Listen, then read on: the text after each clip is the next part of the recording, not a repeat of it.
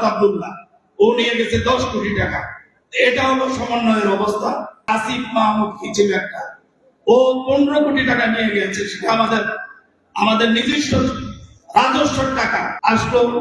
আপনার অন্তর্বর্তী সরকার, এই সরকার, ওদের একটা চরিত্র ছিল, ওদের মধ্যে সমন্বয়ের নামে আপনার সমন্বয়ের নামে লুটপাট করেছে বিভিন্ন জায়গায়। তারা হেন কোনো কাম নেই, আকাম নেই, করে নাই।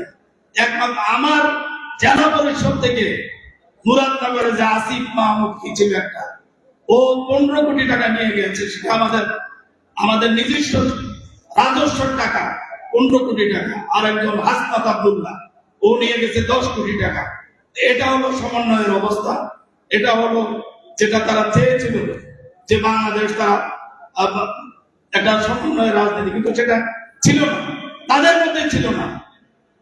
তো সুতরাং ওদের চরিত্র ছিল একটা, ওই সরকারের অন্তর্বর্তী সরকারের।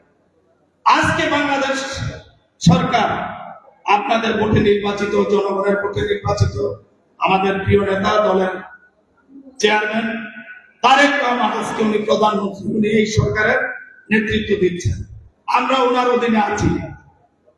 আজকে আমাদের সরকারে আপনারা জানেন একটা গুরু দায়িত্ব এসে পড়েছে, সেই ধ্বংসপ্রাপ্ত অর্থনীতিকে পুনরুদ্ধারের জন্য আজকে আমাদের প্রিয় নেতা প্রধানমন্ত্রী তারেক রহমানের ঘাড়ে এসে পড়েছে।